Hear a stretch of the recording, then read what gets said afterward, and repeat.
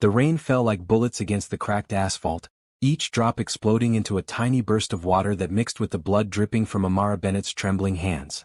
Her white shirt, once pristine, now clung to her body in wet, crimson patches. Her 5-year-old daughter Tessa pressed against her side, small fingers clutching the fabric of her mother's jeans with a grip born of pure terror. "Mommy, I'm scared," Tessa whispered, her voice barely audible over the storm. Amara's lungs burned as she ran, her bare feet slapping against the wet pavement. She'd lost her shoes somewhere back at the apartment during the struggle. Her left eye throbbed where Derek's fist had connected, and she could taste copper in her mouth. Behind them, she could hear him shouting, his voice cutting through the rain like a knife. "You can't run from me, Amara. You're mine." Her heart hammered against her ribs. The street was empty, dark, lined with warehouses that had closed hours ago. No help. No witnesses. Just the rain and the darkness and Derek's rage following them like a shadow. Then she saw it. A sleek black car parked under a broken streetlight, windows tinted dark. Someone sat inside. She could see the faint glow of a phone screen illuminating the interior. Without thinking, without planning, driven purely by the instinct to protect her child, Amara ran to the passenger window and knocked. Her bloody hand left a red smear on the pristine glass. The window rolled down slowly, revealing a man's face. Sharp cheekbones, dark eyes that seemed to see everything, a jaw set in stone. He wore an expensive gray suit, the kind that cost more than 3 months of her rent. His black hair was perfectly styled despite the late hour. "Can I hide in your car?" The words tumbled from Amara's mouth in a desperate rush. "Please. He's going to kill me. My daughter." She didn't finish the sentence. Derek's voice rang out again, closer now, and she heard his footsteps splashing through puddles. The man's eyes flickered from Amara's face to Tessa's terrified expression, then to the approaching figure in the distance. His expression didn't change, but something shifted in those dark eyes. Something like recognition of a familiar pain. "Get in. Both of you. Now." He didn't ask questions. Didn't hesitate. Didn't demand explanations. He simply reached across and opened the door from the inside. Amara yanked the door open and practically threw Tessa into the back seat before diving in after her. The moment the door closed, the man pressed the lock button. The sound of all 4 doors locking simultaneously was the most beautiful sound Amara had ever heard. Derek reached the car seconds later, his face appearing at the window like a nightmare made flesh. He pounded on the glass with both fists, his features twisted with rage. "That's my woman. My kid. You have no right." The man in the driver's seat didn't even look at Derek. He simply started the engine, the powerful motor purring to life, and pulled smoothly away from the curb. Derek's shouts faded behind them as they drove into the rainy night. Amara collapsed against the leather seat, pulling Tessa onto her lap. Her daughter buried her face in her mother's neck, small body shaking with sobs. "Thank you," Amara whispered, her voice breaking. "Thank you so much. I didn't know where else to go. I saw your car and... You're bleeding." The man's voice was deep, controlled, the kind of voice used to giving orders and being obeyed. But there was something else underneath. Something almost gentle. Amara looked down at herself. Blood soaked her shirt from the cut on her arm where Derek had slashed her with a broken plate. Her lip was split and she could feel her eye swelling shut. "It's not as bad as it looks," she lied. "Yes, it is." He glanced at her in the rearview mirror, his dark eyes meeting hers for just a moment. "I'm taking you to a medical facility. Private. No questions asked. They'll treat both of you. I can't afford." Amara started, but he cut her off. "I didn't ask if you could afford it. I said I'm taking you there." Something in his tone told her arguing would be pointless. Besides, she could feel warm blood still seeping from the cut on her arm. Tessa needed to be checked for injuries too. "What's your name?" Amara asked quietly. There was a pause. The man's hands gripped the steering wheel, strong and steady. He wore an expensive watch on his left wrist, and his suit jacket hung perfectly on broad shoulders. Dominic Kane. The name hit Amara like a physical blow. Even in her fear and pain, she recognized it. Everyone in the city knew that name. Dominic Kane, the billionaire CEO who'd built his empire from nothing. The man newspapers called ruthless. The man business rivals feared. The man whose cold reputation preceded him everywhere. And she'd just thrown herself and her daughter into his car, covered in blood, begging for help. "I'm Amara," she said softly. "This is Tessa." Dominic nodded once, his eyes back on the road. Rain drummed against the roof of the car, but inside it was warm and quiet and safe. For the first time in hours, Amara felt like she could breathe. Mommy, is the bad man gone? Tessa's small voice was muffled against Amara's neck. Yes, baby. He's gone. We're safe now. The man who's driving, Tessa whispered, peeking out from her hiding place. Is he a good man? Amara looked at the back of Dominic's head, at the rigid set of his shoulders, at the way his jaw clenched slightly when Tessa asked her innocent question. Yes, Amara said, surprising herself with how much she meant it. He's a good man. They drove through the city streets, leaving the warehouse district behind. The buildings grew taller, more modern. The rain continued to fall, washing the blood from the car window where Amara's hand had left its mark. Dominic pulled into an underground parking garage beneath a glass and steel building. He parked in a spot marked reserved, decane, and turned off the engine. When he finally turned to look at them directly, Amara saw something in his expression that she hadn't expected. Understanding. Real, deep understanding of what she'd just been through. Listen to me carefully, he said, his voice still that same controlled tone. You're safe now. I'm going to help you and I'm not going to ask you to explain anything until you're ready. But I need you to trust me. Can you do that? Amara had spent the last 3 years learning not to trust anyone, especially not men. Derek had taught her that lesson well. But something about Dominic's steady gaze, about the way he'd opened his door without hesitation, about the fact that he could have driven away but didn't, made her nod. Yes, she said. I can trust you. Good. Dominic opened his door and came around to open hers. He didn't try to touch her, didn't crowd her space. He simply stood back and waited for her to exit with Tessa in her arms. They took a private elevator to the 10th floor. The medical facility was nothing like Amara had ever seen. Clean, modern, with soft lighting and comfortable chairs. A doctor and nurse appeared immediately, both professional and kind. Dr. Stevens, this is Amara and her daughter Tessa. They need immediate treatment. Put everything on my account. Dominic's tone left no room for discussion. Dr. Stevens, a woman in her 50s with gentle eyes, nodded and gestured for Amara to follow her. Come with me, dear. Let's get you both taken care of. Amara hesitated, looking back at Dominic. Part of her feared he would leave, that this moment of safety would evaporate like a dream. I'll be right here, he said as if reading her thoughts. I'm not going anywhere. The examination room was warm and clean. Dr. Stevens worked efficiently but gently, cleaning the cut on Amara's arm. It needed 8 stitches. Her eye would heal on its own, though she'd have a spectacular bruise. Her split lip required only careful cleaning. Tessa, thankfully, had no physical injuries. But the nurse who examined her noted signs of severe stress and anxiety. She'll need counseling, Dr. Stevens said quietly to Amara. What you both went through tonight, what you've likely been going through, it leaves marks that we can't see. But they're just as real. Amara nodded, tears finally spilling down her cheeks now that the immediate danger had passed. I know. I didn't know how to leave. Every time I tried, he found me. He said he'd take Tessa away if I left. He said he'd hurt her. Dr. Stevens squeezed her hand. You're out now. And Mr. Kane, he's not the kind of man who does things halfway. If he's decided to help you, he'll make sure you stay safe. 2 hours later, cleaned up and bandaged, wearing borrowed scrubs because her bloody clothes had been discarded, Amara walked back into the waiting area. Dominic sat exactly where he'd been when she left, his phone in his hand but his attention clearly on the door she emerged from. He stood immediately. How are you both? Better. Thank you. Really, I don't know how to. You don't need to thank me. Dominic's expression was unreadable. It's 3 in the morning. You both need rest. I've arranged a hotel suite. Secure. Private. Tomorrow we'll figure out the next steps. A hotel? I can't. I don't have money for. Dominic held up one hand, cutting her off gently. Amara, I'm going to say this once. When I offer help, I mean it. I don't expect payment. I don't expect anything in return. You needed help. I'm giving it. That's the end of the discussion. His tone was firm but not unkind. It was the voice of a man used to making decisions and having them followed. But underneath it, Amara sensed that same gentleness she'd noticed earlier. Tessa had fallen asleep in Amara's arms during the examination. She stirred now, looking up at Dominic with wide, curious eyes. Are you really helping us? She asked in that direct way only children can manage. Dominic's expression softened almost imperceptibly. He crouched down to be at eye level with the little girl. Yes, I am. You and your mother are going to be safe now. I promise.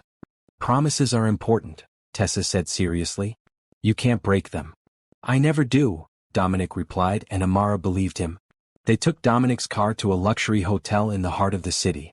The suite he'd reserved was bigger than the entire apartment Amara had shared with Derek. 2 bedrooms, a living area, a kitchen, floor-to-ceiling windows showing the city lights. "The suite is paid for as long as you need it," Dominic said, setting down bags of clothes and supplies his assistant had apparently delivered while they were at the medical facility. "Everything you might need is in these bags. Clothes, toiletries, things for Tessa. Tomorrow we'll talk about more permanent arrangements." Amara looked around the beautiful room, at the comfortable furniture, at the door with its secure locks, at the windows high above the dangerous streets. She looked at her daughter, already half asleep again, safe and clean and warm. Then she looked at Dominic Kane, this stranger who'd become their salvation. "Why?" she asked simply. "Why are you doing this?" Dominic was quiet for a long moment. His dark eyes held shadows of his own, stories Amara suspected he rarely told. "Because someone should have done it for my mother," he said finally. "And no one did." The words hung in the air between them, heavy with meaning. Before Amara could respond, Dominic headed for the door. "Lock this behind me. Don't open it for anyone but me. I'll call before I come tomorrow. My number is programmed into the phone on the table." "Dominic," Amara called as he reached the door. He turned back, one hand on the handle. "Thank you. For opening your door. For not driving away. For everything." He nodded once, something that might have been a smile flickering across his stern features. "Get some rest, Amara. You're safe now. Both of you." And then he was gone. Amara locked the door, tested it twice, then carried Tessa to one of the bedrooms. She tucked her daughter into the soft bed, kissed her forehead, and watched her sleep for a long moment. Then she walked to the window and looked out at the city. The rain had stopped. Dawn was still hours away. Somewhere out there, Derek was probably still searching, still angry, still dangerous. But in this moment, in this room, they were safe. Amara touched the bandage on her arm, remembering the feeling of Dominic's car door locking, the sound of the engine starting, the way he'd driven them away from danger without hesitation. She'd run into the night covered in blood, desperate and terrified. And she'd found a man who'd opened his door without asking why. As she finally lay down in her own bed, exhaustion pulling her towards sleep, one thought circled through Amara's mind. Her life had just changed in ways she couldn't yet imagine. And it had all started with 5 desperate words. "Can I hide in your car?" If you were running through the rain, bleeding and terrified with your child depending on you, wouldn't you want someone to open their door without question? This story shows that sometimes strangers become family when we need them most. If you believe in second chances and the power of kindness, please subscribe and comment below. What would you do if someone knocked on your car window asking for help? Morning light filtered through the hotel suite windows, gentle and warm. Amara woke slowly, confused for a moment about where she was. Then memory crashed back. Derek's fists, the rain, the blood, the knock on a stranger's window. Dominic Kane. She sat up carefully, her body aching from yesterday's struggle. The cut on her arm throbbed beneath its bandage. But she was alive. Tessa was alive. They were safe. Tessa was still asleep in the other bedroom, curled up like a small animal in its den. Amara checked on her, then retreated to let her daughter rest. Sleep was the best medicine for trauma, Dr. Stevens had said. A phone on the living room table buzzed with a message. Amara picked it up, seeing Dominic's name on the screen. "Good morning. I hope you both rested. I'll arrive at 10 a.m. There's food in the refrigerator, courtesy of hotel room service. Take your time." Amara glanced at the clock. 9:15. She had 45 minutes. She found the kitchen fully stocked, just as Dominic had promised. Fresh fruit, eggs, bread, milk, juice. She made breakfast mechanically, her mind spinning with questions. Why had Dominic really helped them? What did he want in return? Men like him didn't do things without expecting something back. Derek had taught her that. But Derek's voice in her head was poison, and she pushed it away. At exactly 10 o'clock, a knock sounded at the door. Amara checked the peephole and saw Dominic standing in the hallway, dressed in another impeccable suit, this one navy blue. He looked like he'd stepped out of a business magazine. She opened the door. "Good morning," he said. His eyes immediately went to her face, assessing her injuries with a clinical but concerned gaze. "How do you feel?" "Sore. But alive." Amara stepped back to let him enter. "Tessa's still sleeping. I didn't want to wake her. Let her sleep as long as she needs." Dominic carried a leather briefcase which he set on the coffee table. "We have a lot to discuss, but none of it is urgent enough to interrupt a child's rest." They sat in the living area, Amara on the sofa, Dominic in a chair across from her. He maintained a respectful distance, never crowding her space. I need to know some things, he began. Not because I doubt you, but because I need to understand the situation to help effectively. The man from last night. Derek. Tell me about him. Amara's hands clenched in her lap. Talking about Derek felt like inviting him into this safe space. But Dominic deserved answers. His name is Derek Walsh. We were together for 3 years. He wasn't always violent. At first he was charming. Attentive. Then Tessa was born and things changed. He started drinking more. Getting angry over small things. The first time he hit me, he cried afterward. Promised it would never happen again. But it did, Dominic said quietly. It did. And it got worse. I tried to leave twice. Both times he found me. The second time he threatened to take Tessa away. Said he had connections in family court. Said no one would believe me because I had no proof, no witnesses. I worked as a waitress at night and he'd show up at my job making scenes, getting me fired. Eventually I stopped trying to leave. I just tried to keep Tessa safe. What changed last night? Amara's voice dropped to barely a whisper. He came home drunk. Angrier than I'd ever seen him. He grabbed Tessa. He'd never done that before, never touched her. Always just me. But last night he grabbed her arm and squeezed hard enough to make her cry. Something in me just snapped.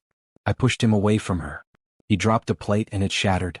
I picked up a piece to defend us. That's when I cut him. Not deep, just enough to make him let go. Then I grabbed Tessa and ran. Dominic listened without interrupting, his expression unreadable but his attention complete. When she finished, he was quiet for a moment. You did the right thing, he said finally. Protecting your daughter. Running.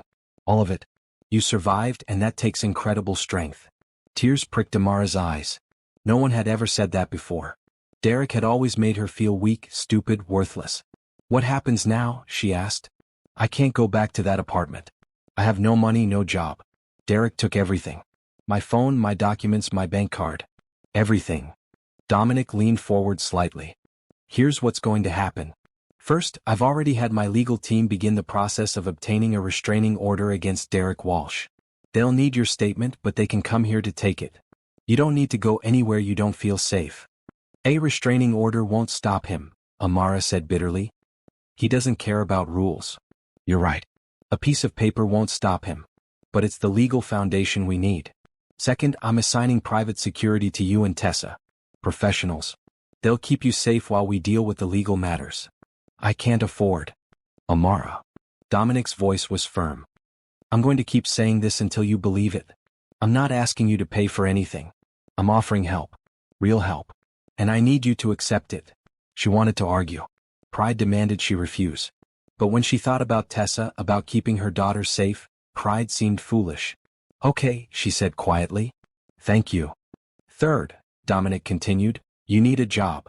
I own several companies. One of them runs community outreach programs, helping people in difficult situations. Given your experience, I think you'd be valuable there.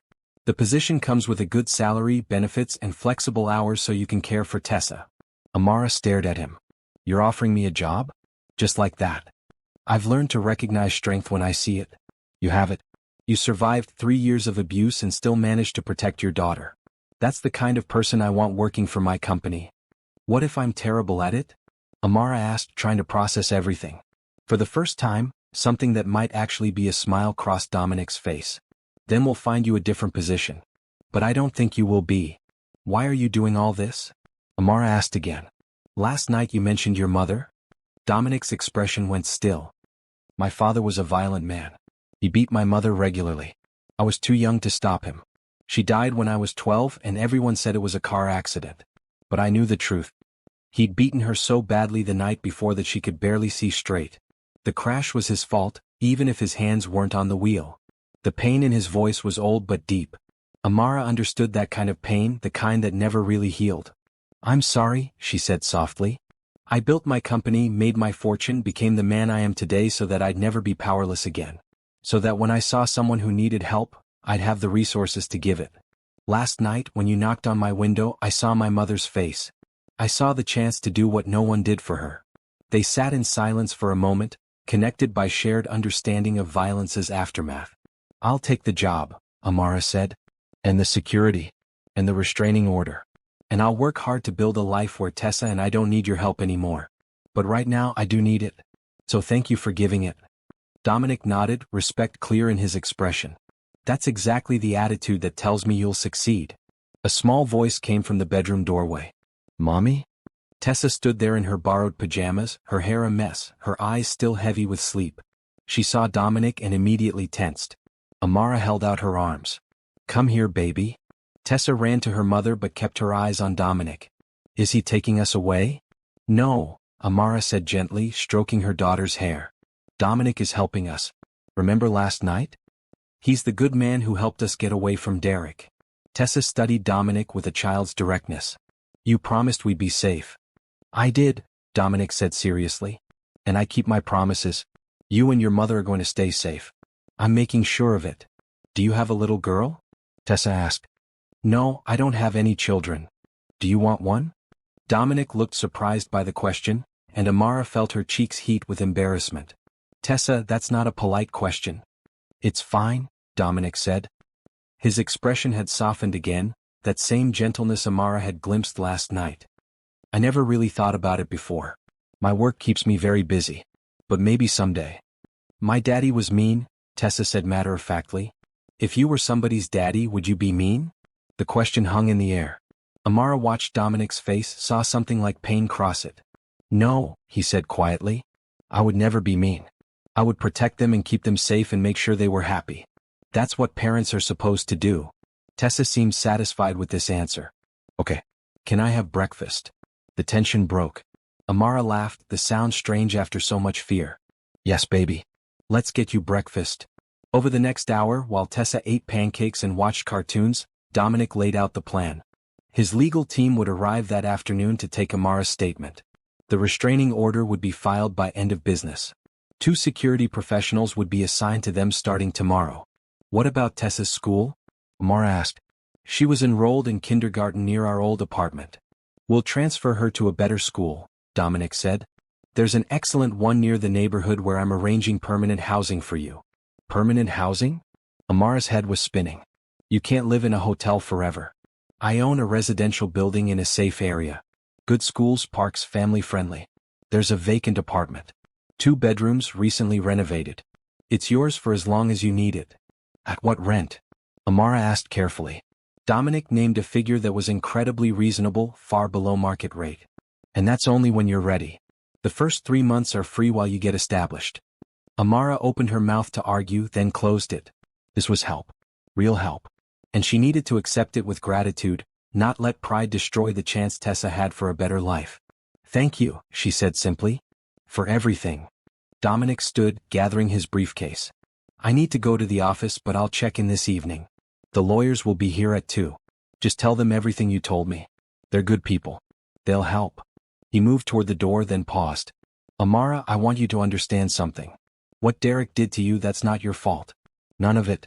You didn't deserve it. Tessa didn't deserve it. You deserve safety and peace and the chance to build the life you want. The words hit Amara harder than she expected. She'd spent so long believing Derek's voice telling her she was worthless, that she deserved the pain, that no one else would ever want her. I'm starting to believe that, she whispered. Good. Keep believing it. Because it's true. After Dominic left, Amara sat on the sofa and cried. Not tears of fear this time, but tears of relief. Hope. The possibility of a future that didn't include flinching at every sound, didn't include pain and terror and wondering if today would be the day Derek finally killed her. Tessa climbed onto her lap. Why are you sad, Mommy? I'm not sad, baby. I'm happy. We're going to be okay. We're really going to be okay. And for the first time in 3 years, Amara believed it. The lawyers came at 2, just as Dominic had promised. They were professional but kind, taking Amara's statement with care, never making her feel judged or doubted. By evening, the restraining order was filed. Dominic called at 7 to check in. How did it go with the legal team? Good. They were very kind. The restraining order is filed. Excellent. How's Tessa? Amara glanced at her daughter, who was coloring at the table. She's doing okay. Better than I expected. She asked if we could get a cat in the new apartment. I don't see why not. The building allows pets. Dominic, can I ask you something? Of course. Why were you parked in that area last night? It's not exactly where someone like you would usually be. There was a pause. I was coming from a late meeting at one of my factories in that district. I'd stayed later than planned going over production reports. I was about to drive home when you knocked on the window. So it was just chance. Luck. Maybe. Or maybe something's happened for a reason. That night, as Amara lay in bed listening to Tessa breathe softly in the next room, she thought about chance and fate and the strange way life could change in a single moment. 24 hours ago she'd been trapped, terrified, convinced there was no escape. Now she had hope. Safety. A future. All because a stranger had opened his door. 3 days later, Amara stood in the doorway of her new apartment, barely able to process that this was real. The space was beautiful. Hardwood floors gleamed in the afternoon sunlight. The walls were painted a soft cream color. The kitchen had modern appliances and plenty of counter space. 2 bedrooms, both large enough for real furniture, not the cramped spaces she'd lived in before. What do you think? Dominic stood behind her, carrying boxes that his moving company had packed from storage. Things Amara had kept in a friend's garage, the few possessions she'd managed to hide from Derek. It's perfect, Amara breathed. It's more than perfect. I can't believe this is ours. Tessa darted past them both, running from room to room with the pure joy only children can express. Mommy, come see my room. It's huge. Can I really get a cat? We'll see, baby. But Amara was smiling. A real smile that felt strange on her face after so long. The security team Dominic had hired, 2 professionals named Garrett Lopez and Nicole Chin, swept through the apartment checking windows and locks. They'd been with Amara and Tessa constantly since being assigned, always present but never intrusive. Everything looks good, Garrett reported. He was a former police officer, solid and calm. All locks are secure. Windows are good quality. No easy access points. There's a camera system in the building lobby, Nicole added. She was former military, sharp-eyed and efficient. And will maintain regular patrols of the floor. You're safe here. Safe. That word kept appearing in Amara's new life. She was learning to trust it. Over the next few hours they unpacked boxes. Dominic stayed to help, rolling up his sleeves and working alongside them. Amara kept expecting him to leave to have more important things to do, but he remained. Don't you have a company to run? She asked as they assembled Tessa's bed. I have excellent people running things while I'm here. Besides, this is important. Why? Amara asked, genuinely curious. Why are you still here, still helping? The restraining order is filed. We have security. We have a place to live. You've done more than anyone could expect. Dominic was quiet for a moment, tightening a bolt on the bed frame. Because helping you once and then walking away would be meaningless. Real help isn't a single gesture. It's seeing things through. Is that what happened with your mother? People made single gestures but didn't follow through? His hand stilled on the wrench. My mother's friends knew what my father was doing. Neighbors heard the fights. But no one wanted to get involved. They'd offer sympathy, maybe suggest she leave, but no one offered real help. No one gave her a place to stay. No one helped her get away. They made gestures and felt good about themselves, but those gestures meant nothing when she needed them to mean something. Amara set down the piece she was holding. So you're making sure that doesn't happen with us. You're following through. Yes. Thank you. For seeing us as worth the effort. Dominic looked at her directly, his dark eyes intense. Amara, you are worth every bit of effort and more. Don't ever doubt that. The moment stretched between them, charged with something Amara couldn't quite name. Then Tessa burst into the room with a stuffed rabbit, breaking the tension. Look. I found Mr. Hops. I thought Derek threw him away but he was in the box. Amara pulled her daughter into a hug. I hid him, remember? In Aunt Rachel's garage with our other important things. Can Mr. Hops sleep in my new bed tonight? Of course he can. By evening the apartment was taking shape. Furniture assembled, boxes unpacked, pictures hung on walls. Dominic ordered dinner from a good restaurant, refusing Amara's attempts to pay. They ate together at the small dining table, the 3 of them, and it felt strangely natural. Tessa chattered about her new room, about the park she could see from her window, about the cat she wanted to name Princess Sparkle. That's quite a name, Dominic said seriously. She'll be beautiful, Tessa assured him. All white with blue eyes. Then Princess Sparkle is a fitting name for a beautiful cat. Amara watched them interact, watched Dominic's patience with her daughter, the way he spoke to Tessa like she was a person worth listening to. Derek had always ignored Tessa unless he was angry. This was different. This was what kindness looked like. After dinner, while Tessa got ready for bed, Dominic and Amara stood on the small balcony. The city stretched out before them, lights twinkling in the gathering darkness. "I start the job tomorrow," Amara said. "I'm nervous." "That's normal. But you'll do well. The team you're joining is good people. They're excited to have someone with your perspective." "My perspective as a former victim, you mean?" "Your perspective as a survivor. There's a difference." Amara leaned against the railing. "In 3 days my entire life has changed. Sometimes I wake up and think it's a dream. That I'll open my eyes and still be in that awful apartment with Derek passed out drunk on the sofa. It's not a dream. This is real. Your new life is real. What if Derek finds me? The restraining order is just paper. He won't get near you. The security team is the best. And I've had my legal team file additional motions. Derek is being watched. If he violates the restraining order, he goes to jail immediately. No warnings. You've thought of everything." "I try to." Dominic glanced at his watch. "I should go. You need rest before your first day tomorrow." But he didn't move immediately. They stood together in the comfortable silence that had developed between them over the past few days. "Dominic," Amara said softly, "I know I keep thanking you, but I don't know if you really understand what you've given us. You gave us our lives back. Our future. I'll spend the rest of my life being grateful for that rainy night when you opened your car door." "I'm grateful too," he said quietly. "You reminded me why I worked so hard to have the resources to help. Sometimes, in business, you forget the point of it all. You reminded me." He left a few minutes later, and Amara tucked Tessa into her new bed in her new room in their new life. "Mommy, I like Dominic," Tessa said sleepily. "He's nice. And he listens when I talk.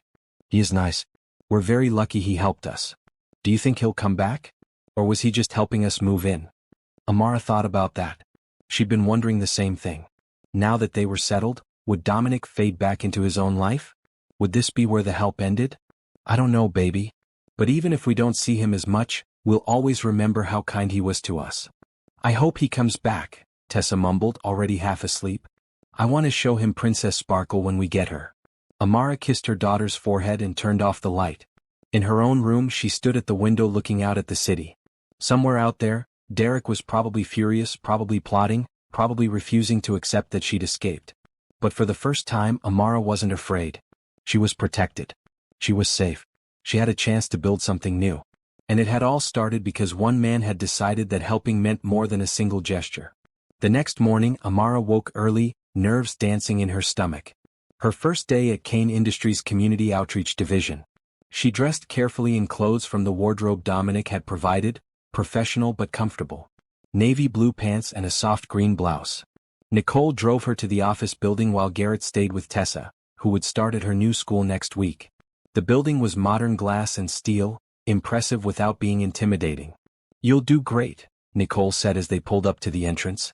"And I'll be right here when you're done." Inside, Amara was met by a woman named Sophia Reynolds, the director of the Community Outreach Division. She was in her 40s, warm and welcoming, with kind eyes and an easy smile. "Amara, we're so glad you're joining us. Dominic spoke very highly of you." "He did." Amara was surprised. "He said you have exactly the perspective we need to improve our programs for domestic violence survivors. Come on, let me show you around." The office was bright and welcoming. The team of 6 people who worked there greeted Amara warmly. They ran programs that helped people in crisis: food banks, housing assistance, job training, counseling services. "Your role will be to help us understand what survivors actually need," Sophia explained.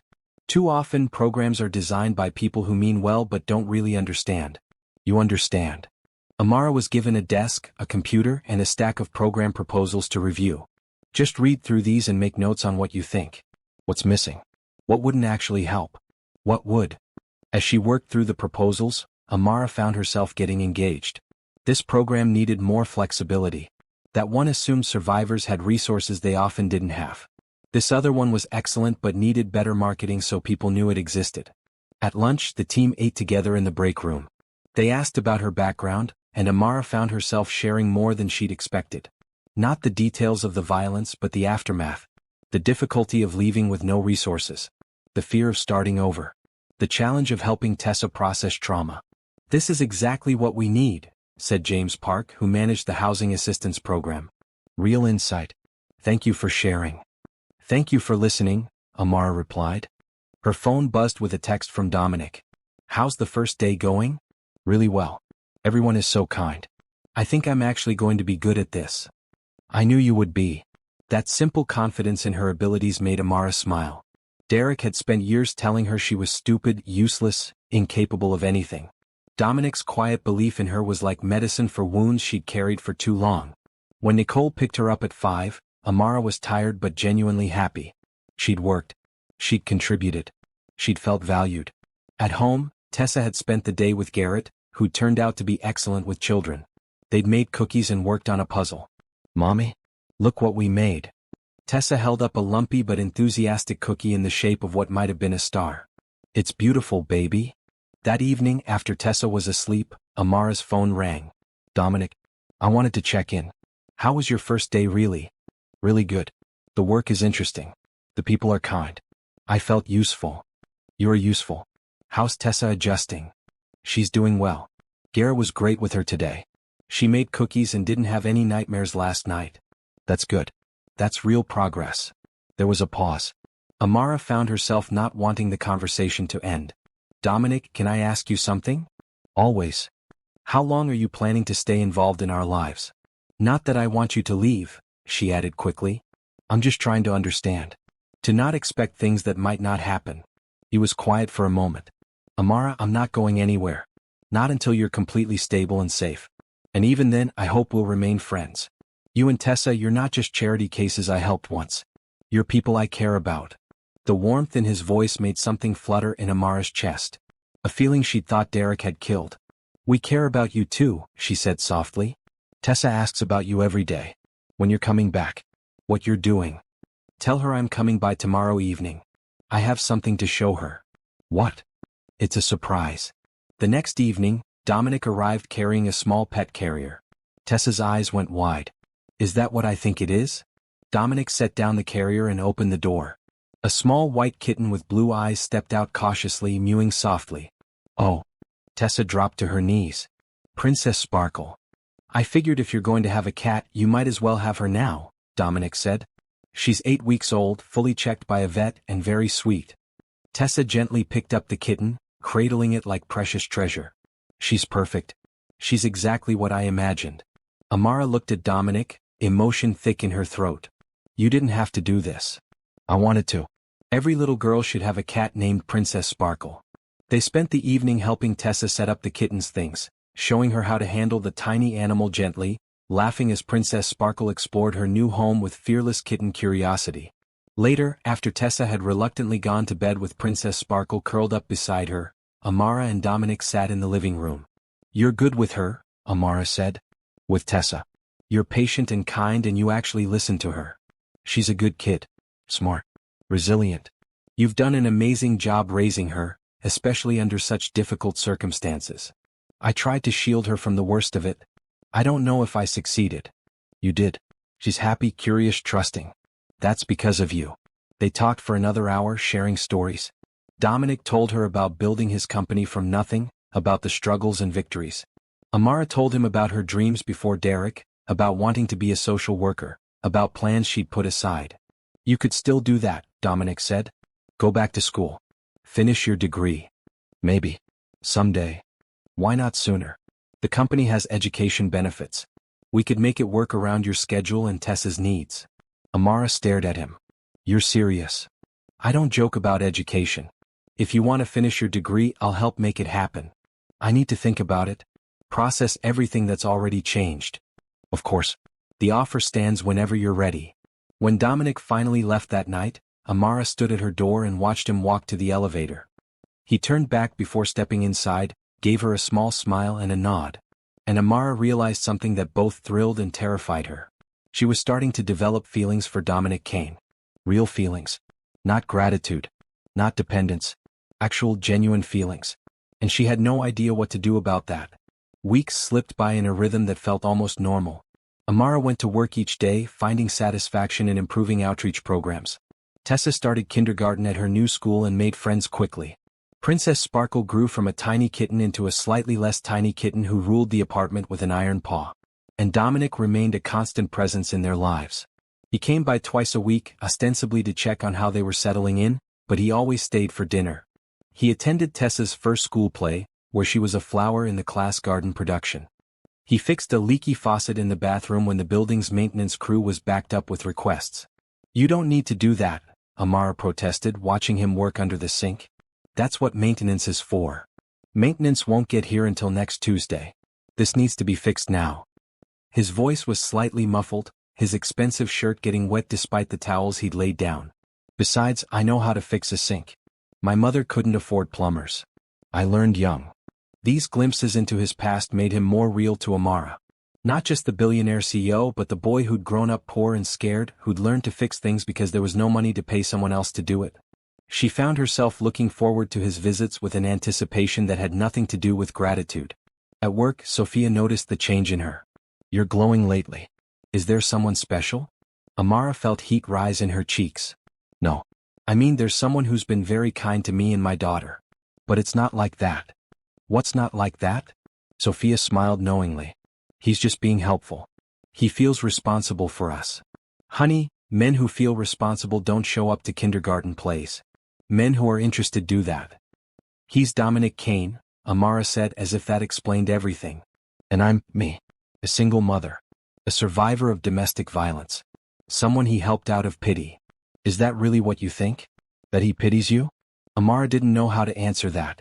She wanted to believe Dominic saw her as more than a charity project. But Derek's voice still echoed in her head sometimes, telling her she was worthless, that no good man would ever want her. That weekend, Dominic invited them to a park across the city.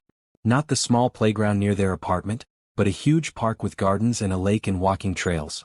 "I thought Tessa might enjoy feeding the ducks," he explained. "And you could use some fresh air. You've been working hard." They spent the afternoon in the autumn sunshine. Tessa ran ahead on the trails, always within sight but far enough to give the adults space to talk. Princess Sparkle had stayed home, much to Tessa's disappointment. "She's doing so well," Dominic observed, watching Tessa climb on a fallen log. "No signs of the trauma anymore. The school counselor says she's processing everything in a healthy way. Having stability helps. Having safety helps.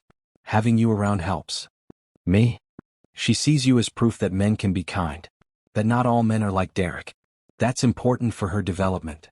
They walked in comfortable silence for a while, leaves crunching under their feet. The air smelled like autumn, crisp and clean. "How are you doing?" Dominic asked. "Really doing?" Not the surface answer. Amara considered the question. "Better than I thought I'd be. Some days are hard. I still jump at loud noises. I still check locks multiple times. But I'm sleeping through the night now. I laugh more. I feel like myself again, or maybe like a new version of myself." "That's good. Healing isn't linear. You sound like my therapist. I had a good therapist once. After my mother died. He taught me a lot about trauma and recovery." Amara glanced at him. He wore jeans and a blue sweater today, looking more relaxed than his usual business suits. "Human. Approachable." "Can I ask you something personal?" she ventured. "You can ask me anything. Why aren't you married? Someone like you, successful and kind and good-looking. Surely women are interested." A slight smile crossed his face. "Women are interested in Dominic Kane the billionaire. Not many are interested in Dominic Kane the person. There's a difference. You think people only care about your money? I know they do. I've dated women who saw only the bank account. Who wanted the lifestyle, the status, the power that comes with my name. But they didn't actually see me. That must be lonely." It was. Past tense. "Lately I've been less lonely." The way he looked at her when he said it made Amara's heart skip. She looked away, nervous. "Tessa talks about you constantly," she said, changing the subject slightly. "She asked if you could come to career day at her school next month. Talk about being a CEO. I'd be happy to. Though I should warn you, most 5-year-olds find business strategy boring. She doesn't want you to talk about business strategy. She wants to show you off. She tells everyone you're her friend." "I am her friend. I'm both of your friends." "Friends?" The word felt inadequate for what Dominic had become to them. But Amara didn't know what other word to use. They stopped at the lake to feed the ducks. Tessa threw breadcrumbs with wild enthusiasm while Dominic and Amara sat on a bench watching. "I got my first paycheck this week," Amara said. "It felt amazing. I haven't earned my own money in so long. Derek controlled everything." "What did you do with it?" "Opened my own bank account. Bought Tessa new shoes that she picked out herself. Put the rest in savings. It's not much, but it's mine. That's huge progress." Dominic's voice was warm with approval. Financial independence is crucial. I'm going to start paying rent next month. Real rent, not the reduced amount you insisted on. Amara? Please. I need to do this. I need to prove to myself that I can support us. That I'm not dependent on anyone. He studied her face, then nodded slowly. Okay. If it's important to you, I understand. Thank you. And thank you for not fighting me on it. You're rebuilding your sense of self. I won't interfere with that. Later, as they walked back to the car, Tessa between them holding both their hands, Amara felt something she hadn't expected to feel again. Contentment. Not just safety or relief but actual happiness. This was a perfect day, Tessa announced. Can we do it again? Whenever you want, Dominic promised. That evening after they dropped Dominic off at his penthouse, Tessa was quiet in the back seat. What's wrong, baby?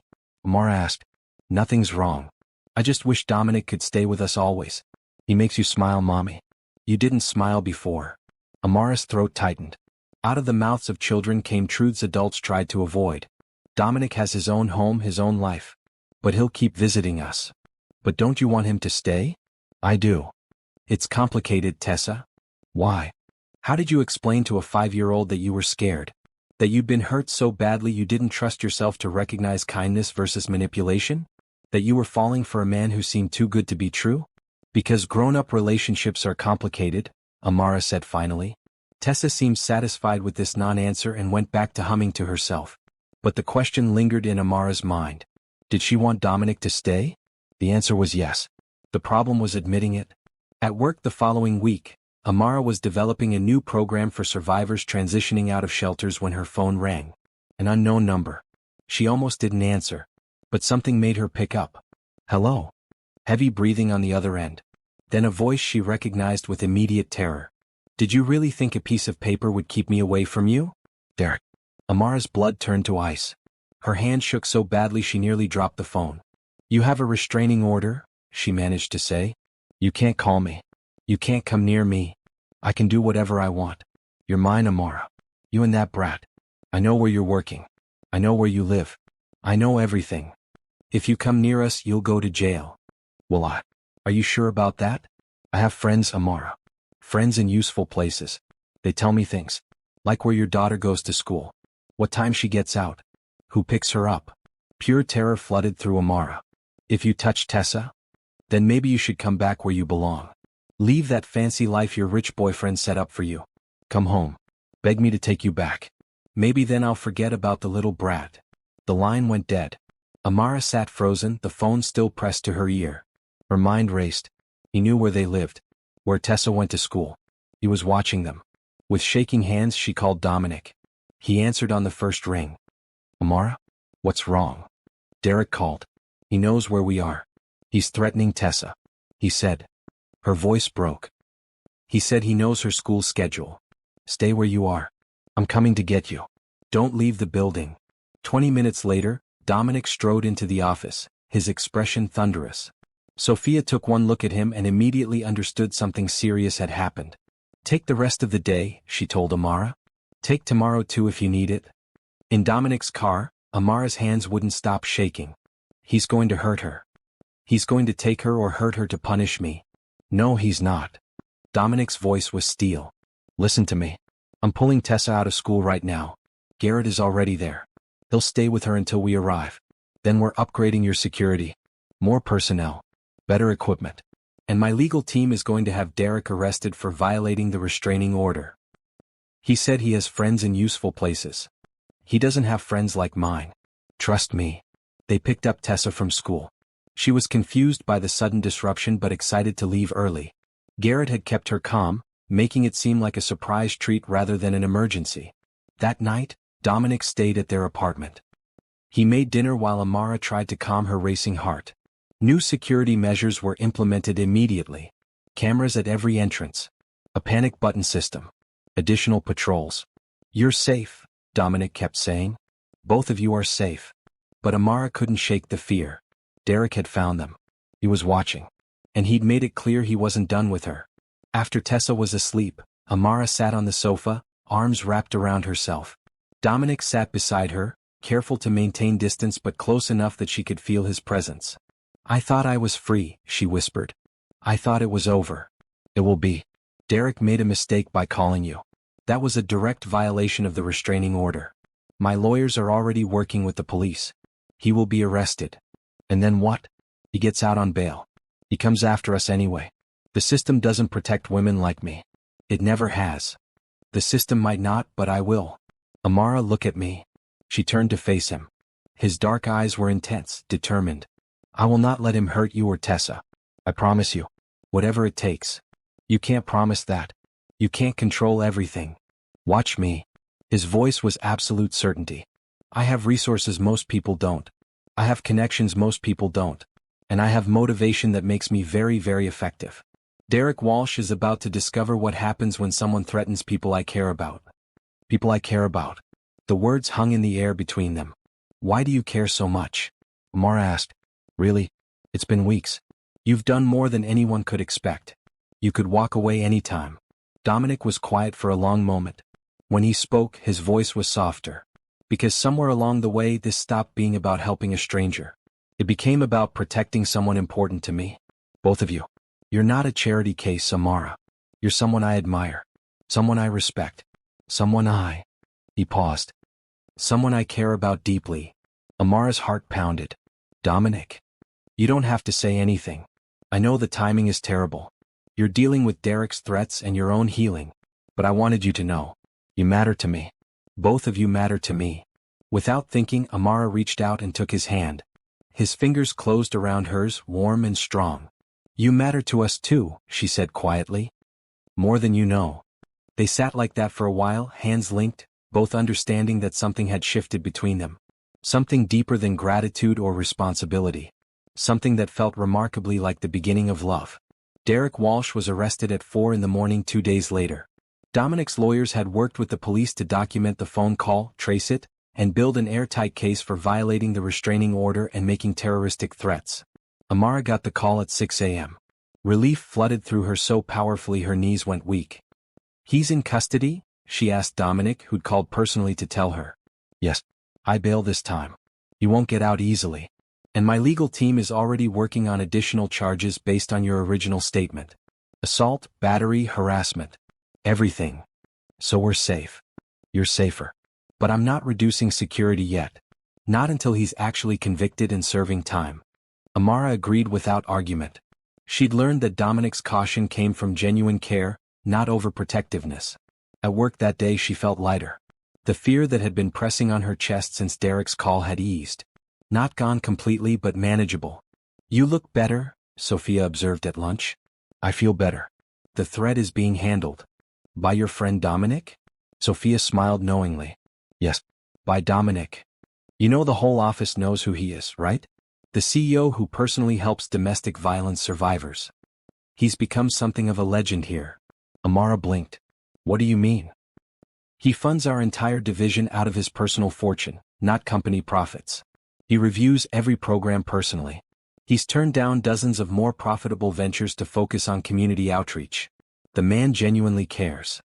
I knew he funded the programs, but I didn't know the details. Most people don't. He doesn't like publicity for his charity work. Says it's not about recognition, it's about results. Sophia studied Amara's face. You really didn't know? He doesn't talk about himself much. He asks about us, about how we're doing, but he rarely shares his own stuff. That's Dominic. Brilliant businessman, genuinely kind person, and absolutely terrible at accepting recognition for good deeds. Sophia paused. Can I give you some advice? Of course. Whatever is developing between you two, don't let fear stop you from exploring it. I've worked here for 8 years. I've never seen Dominic look at anyone the way he looks at you.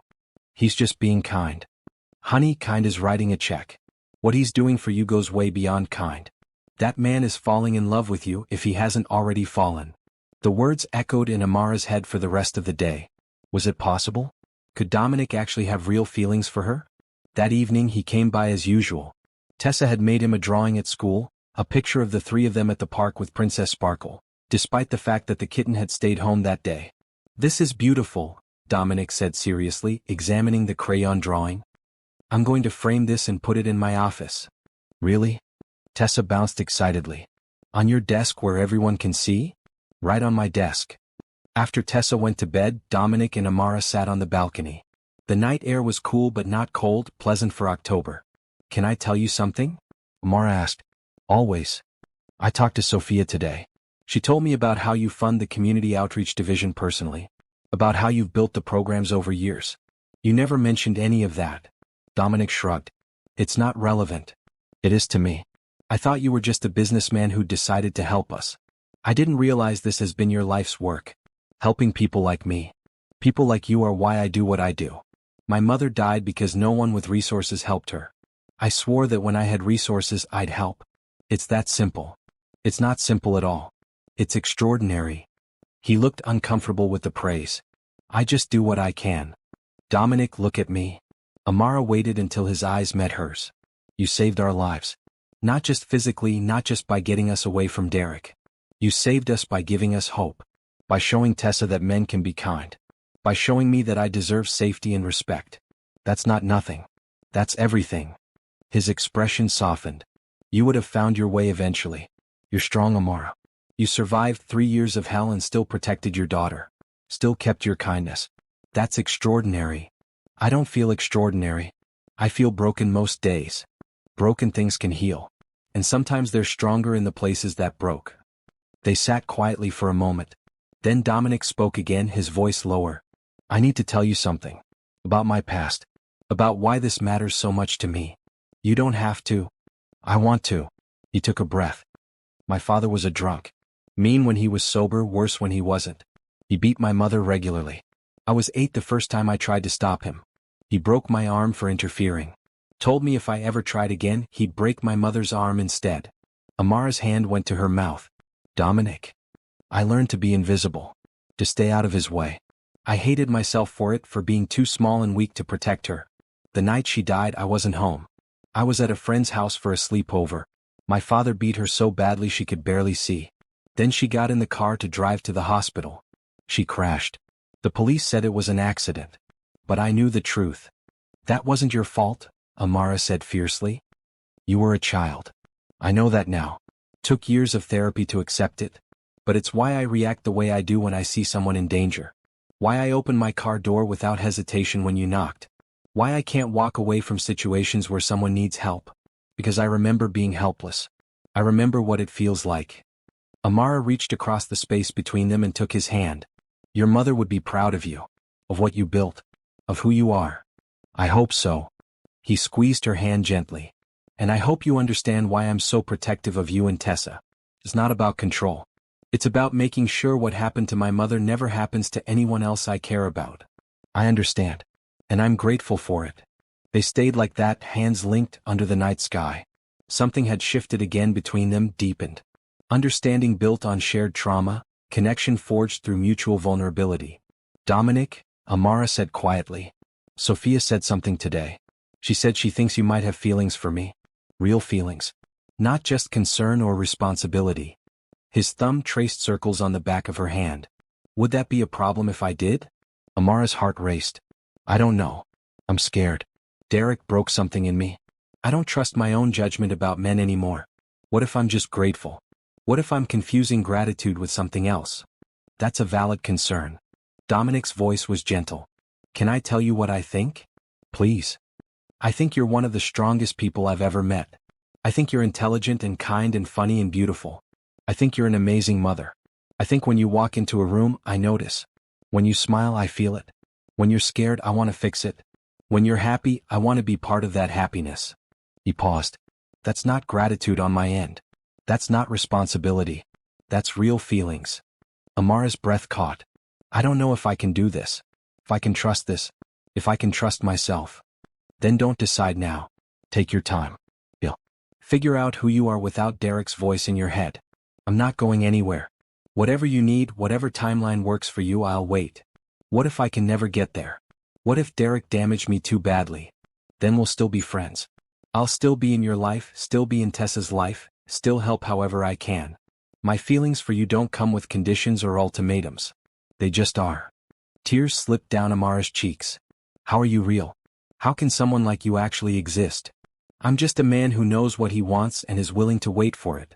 "And what do you want?" "A chance. Eventually. When you're ready." A chance to show you what a real relationship looks like. What respect and partnership and genuine love look like. No pressure, no rush. Just a chance. Amara looked at their linked hands, at the man who'd saved her life and was now offering her his heart with no demands attached.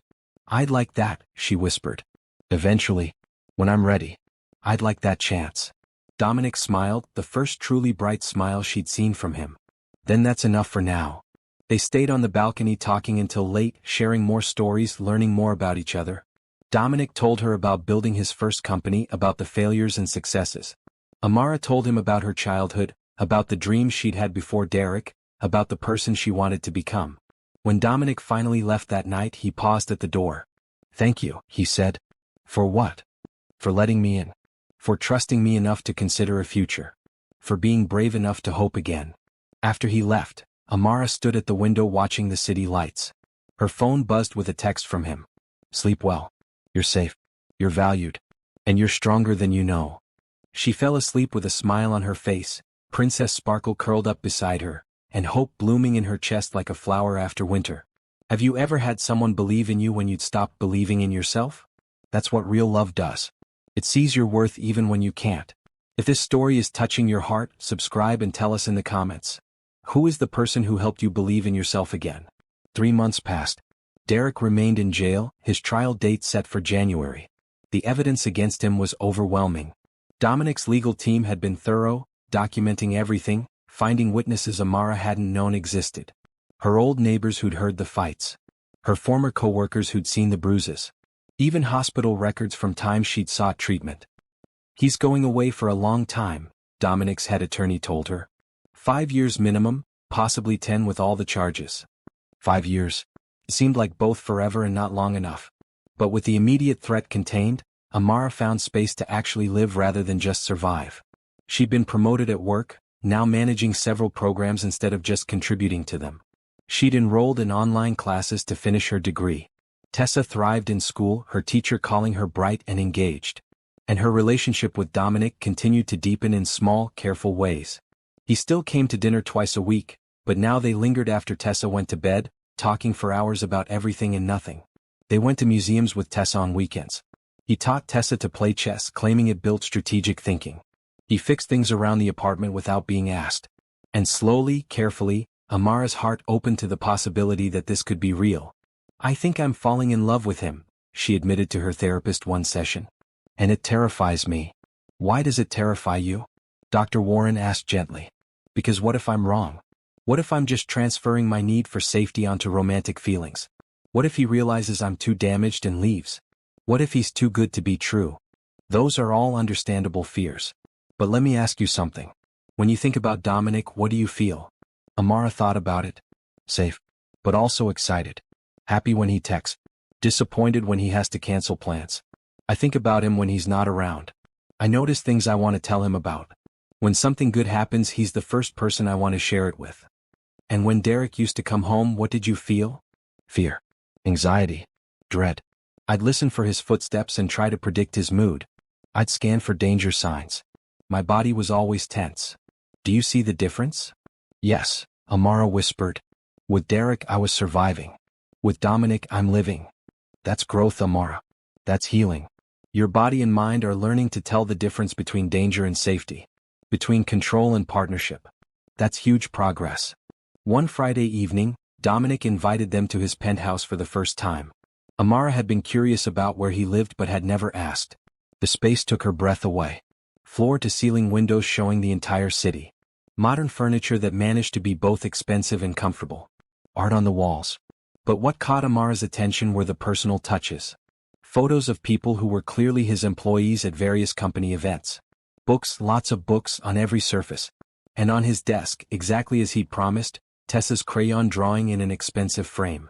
You really did put it on your desk, Amara said, touching the frame gently. I told her I would. I keep my promises.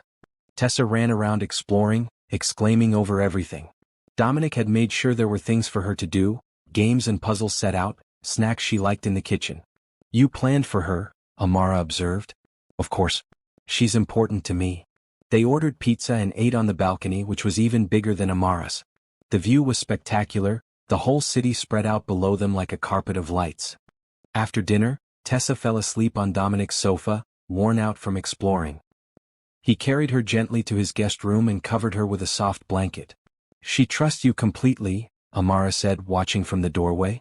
"I hope so. I'd never do anything to break that trust." They returned to the living room. Soft music played from hidden speakers. The city lights twinkled below. "Dance with me," Dominic said suddenly. "What?" "Dance with me. Right here." Amara laughed nervously. "I'm not much of a dancer. Derek never." She stopped. "Sorry. I'm trying not to reference him constantly." "It's okay. He was part of your life. You don't have to erase that history. But maybe we can start making new memories." He held out his hand. "Please?" Amara took his hand and let him pull her close. They swayed to the music, her head resting against his chest, his arms around her. It was simple and perfect and absolutely nothing like dancing had ever been with Derek. "This is nice," she murmured. "It is." His voice rumbled in his chest. "Amara, can I ask you something?" "Of course." "Are you happy? Right now in this moment, are you happy?" She thought about it. Really thought about it. "Yes," she said, surprised by how much she meant it. "I'm happy." "Good. That's all I want. For you to be happy." They swayed in silence for a few more minutes. Then Amara pulled back slightly to look up at him. "I'm not ready yet," she said quietly. "For a relationship. For anything serious. But I want you to know that I'm getting there. That I feel things for you. Real things. And when I am ready, I hope you're still interested." Dominic's hand came up to cup her cheek gently. "I'll be interested. Today, tomorrow, 6 months from now. Whenever you're ready, I'll be here. You're very patient. You're very worth waiting for." He leaned down slowly, giving her time to pull away if she wanted.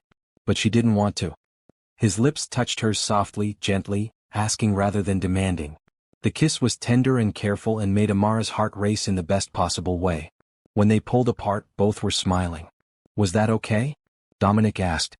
"That was more than okay." They spent the rest of the evening talking, kissing occasionally, taking things slowly. When Tessa woke up, they were just sitting together on the sofa, Amara tucked under Dominic's arm.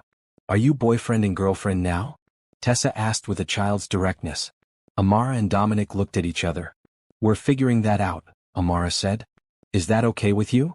"It's perfect," Tessa declared. "I want Dominic to be my dad." The words hung in the air. Dominic's expression was stunned, moved. "Tessa, honey, that's not..." Amara started. "Why not?" Tessa asked. "He's nice to us. He makes you smile. He fixes things. He reads to me. He's already like a dad. Can't he just be one?" Dominic knelt down to Tessa's level. "That would be the biggest honor of my life," he said seriously. "But these things take time. Your mom and I are just starting to figure out our relationship. But I promise you, no matter what happens, I'll always be in your life. Always be someone you can count on." "Okay. Okay." Tessa hugged him suddenly. "I love you, Dominic." Over her daughter's head, Amara saw Dominic's eyes well with tears. "I love you too, little one." That night, driving home, Tessa chattered about Dominic's apartment while Amara's mind spun. Things were moving fast. Or were they? It had been months. Long enough to know this was real. Long enough to trust. At home, after Tessa was in bed, Amara's phone rang. "Dominic." "Hey," she answered. "Hey yourself. I wanted to make sure you got home okay." "We did. Garrett and Nicole are checking the apartment now, per usual." "Good." Pause. Amara, about what Tessa said. "I know. It was a lot. It was perfect. But I don't want you to feel pressured. We go at your pace, whatever that is.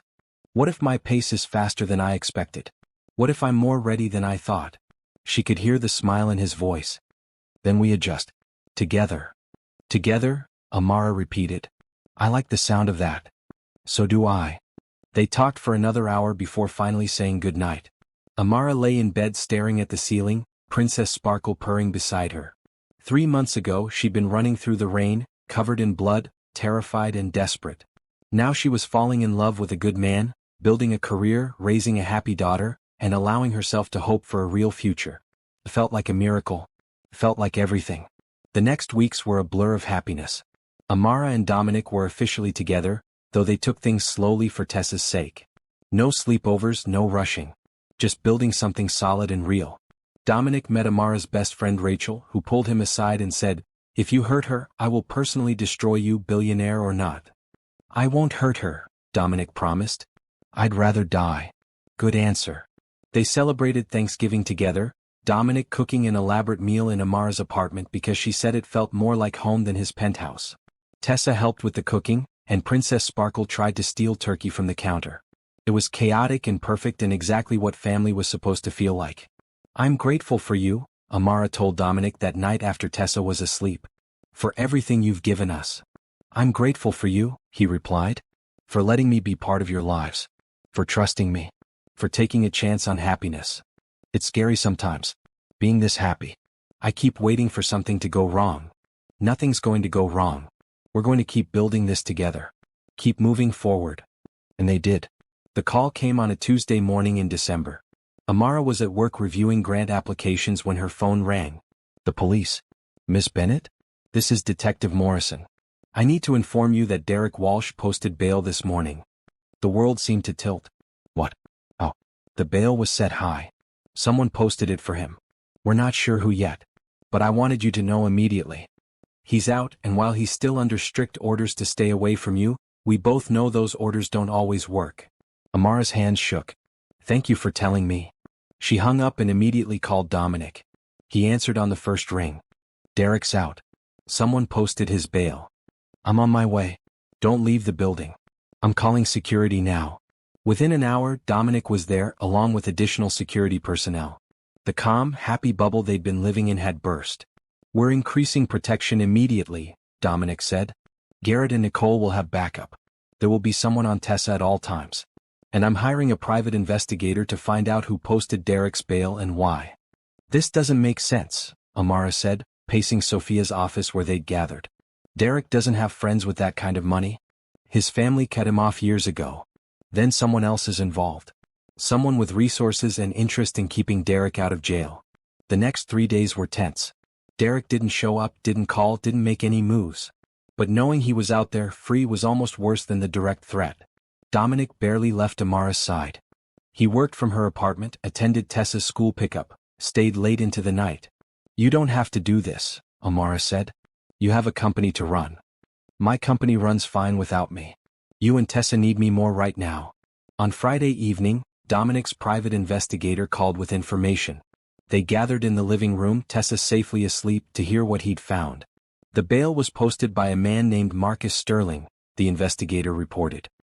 He's a business rival of yours, Mr. Kane. He's been trying to acquire some of your properties for months. When you refused to sell, he started looking for leverage. And he found Derek, Dominic said grimly. Exactly. Sterling hired Derek as a way to distract you, to create chaos in your personal life.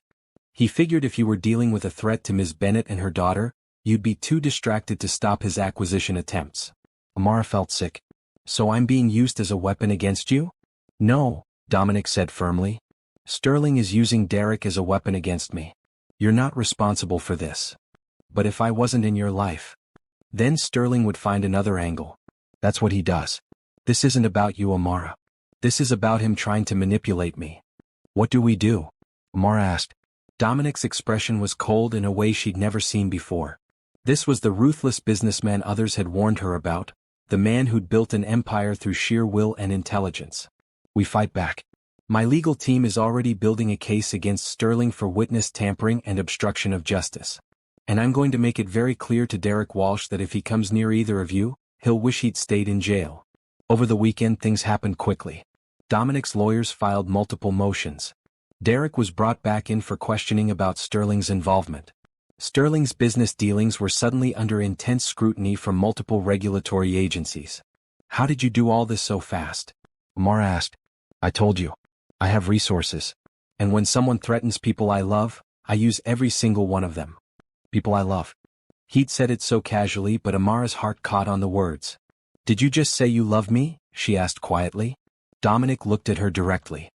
Yes, I love you. I love Tessa. You're my family now. And I protect my family. I love you too, Amara said, the words feeling both terrifying and right. I wanted to be sure before I said it. I wanted to know it wasn't just gratitude or fear or dependence. But it's not. It's real. I love you. He pulled her close, holding her tight. We're going to get through this. Sterling and Derek both made a mistake. They assumed I'd back down to protect you. But what they don't understand is that protecting you makes me more determined, not less. That night, Derek showed up outside Tessa's school. He didn't approach, didn't violate the restraining order technically, but his presence was clear. Garrett called police immediately. When Amara heard, she wanted to scream. He's never going to stop. Even if he goes to jail, even if Sterling is dealt with, Derek will never let me go. Then we need to end this permanently, Dominic said. The next morning, Dominic's legal team arranged a meeting. Derek, his public defender, Sterling's lawyers, the police and prosecutors all gathered in a conference room. Dominic had refused to let Amara attend. I don't want you in the same room with him. Trust me to handle this. When Dominic returned 3 hours later, he looked exhausted but satisfied. It's done, he said. What's done? Derek agreed to plead guilty to all charges in exchange for a longer sentence with no possibility of parole for 7 years. Sterling agreed to pay substantial damages to you for emotional distress and to never contact any of us again. If either of them breaks the agreement, they face additional charges and Sterling loses his business licenses. How did you get them to agree to that? Sterling's business dealings included some questionable practices. My investigators found enough to cause him serious legal problems. I offered to keep that information private if he cooperated. As for Derek, his public defender convinced him that fighting the charges would result in even more time. And the prosecutor was very motivated to get a conviction. Amara sat down hard. So it's really over? Derek's going away for 7 years? Yes. He'll be sentenced next month, but the plea deal is signed. He can't back out. And Sterling? Is no longer a threat to anyone. His business reputation is destroyed, his board is forcing him out, and he's facing his own legal troubles. He won't have the time or resources to bother us again. Amara felt tears streaming down her face. Relief, pure and overwhelming. It's really over. It's really over. Dominic pulled her into his arms. You're safe. Tessa's safe. We can stop looking over our shoulders. That evening they told Tessa the news in age-appropriate terms. Derek won't be around anymore, Amara explained. He's going away for a very long time. Good, Tessa said firmly. He was mean. I'm glad he's gone. Now we can be happy with Dominic. Out of the mouths of children. That night, after Tessa was asleep, Amara and Dominic sat on the balcony under a blanket, watching snow begin to fall. I can't believe it's really over, Amara said. Believe it? You're free. Truly free. Because of you. You saved us. Again. We saved each other, Dominic corrected gently. You think I rescued you, but you rescued me too. You reminded me what I was working for. Why building wealth and power mattered. Not for ego or success, but so I could help people who needed it. You gave my life meaning again. Amara turned to look at him, this man who'd opened his car door on a rainy night and changed everything. I love you so much. I love you too. Both of you. And I'm going to keep loving you and protecting you and being part of your lives for as long as you'll have me. That sounds like forever. I'm hoping for forever. They kissed as snow fell around them, starting the next chapter of their lives. One without fear. Without threats. Without looking over their shoulders. Just hope and love and the promise of tomorrow. Christmas came with all its chaos and joy. Dominic insisted on hosting at his penthouse, transforming it into a winter wonderland for Tessa. An enormous tree dominated the living room, decorated with ornaments Tessa had helped choose. Lights everywhere. Presents piled high. This is too much, Amara protested, looking at the mountain of gifts under the tree.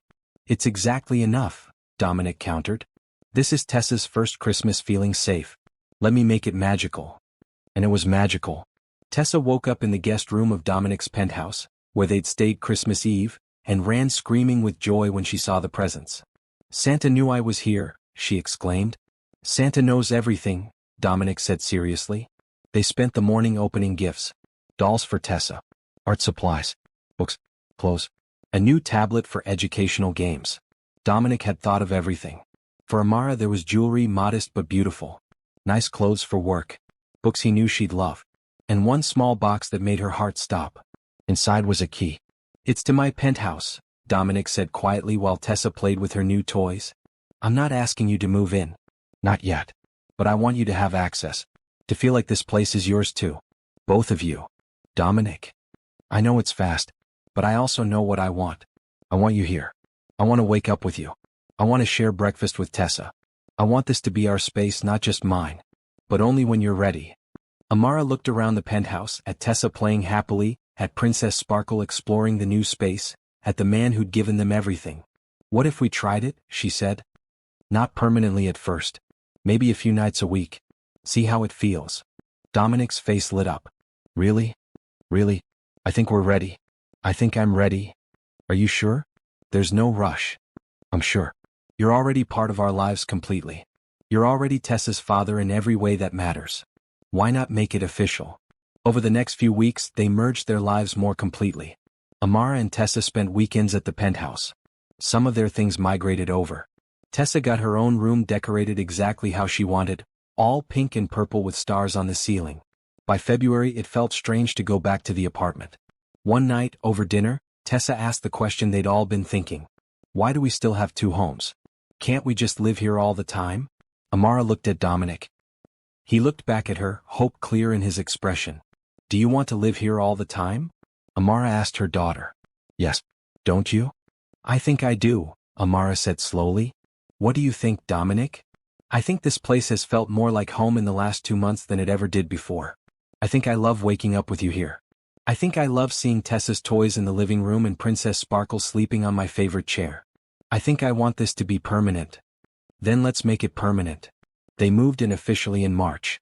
The apartment was kept as a safety net, somewhere to go if needed, but it remained mostly empty.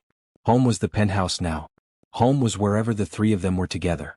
One evening in April, Dominic asked Amara to dinner. Just the two of them. Rachel agreed to watch Tessa for the night. What's the occasion? Amara asked, putting on the blue dress Dominic had bought her for Christmas. Do I need an occasion to take my girlfriend to dinner? Your girlfriend who lives with you and sees you every day? Exactly. He took her to an elegant restaurant with a view of the city. They'd been here before on their first real date months ago. Full circle. Over dessert, Dominic reached across the table and took her hand. Amara, I need to ask you something. Her heart started racing. Okay. The last year has been the best of my life. You and Tessa have brought joy and meaning and love into my world in ways I never imagined possible. I love coming home to you. I love watching Tessa grow. I love the family we've built together. I love it too. I know we've talked about taking things slowly, about not rushing, and I've tried to be patient, but I need you to know where I'm at, what I'm hoping for. He pulled a small box from his pocket and Amara's breath caught. I'm not proposing tonight, he said quickly. I wanted to, but I realized I needed to ask Tessa first. It's not just about you and me. It's about all three of us becoming a real family. So what are you doing? Amara asked, tears already forming in her eyes. I'm showing you the ring, telling you my intentions, and asking if, when I do propose officially, when I ask both you and Tessa together, there's a chance you'll say yes. He opened the box. Inside was the most beautiful ring Amara had ever seen. Not huge or ostentatious but perfect.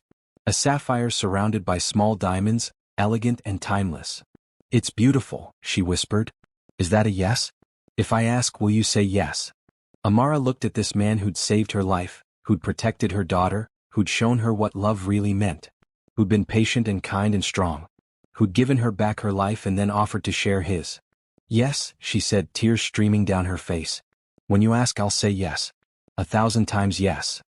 Dominic stood and came around the table, pulling her into his arms right there in the restaurant. Other diners watched and smiled, understanding they were witnessing something special. I love you so much, he murmured into her hair. I love you too. More than I ever thought I could love anyone again. They returned home to find Tessa and Rachel having a tea party with Princess Sparkle, who wore a tiny hat. How was dinner? Rachel asked with a knowing smile.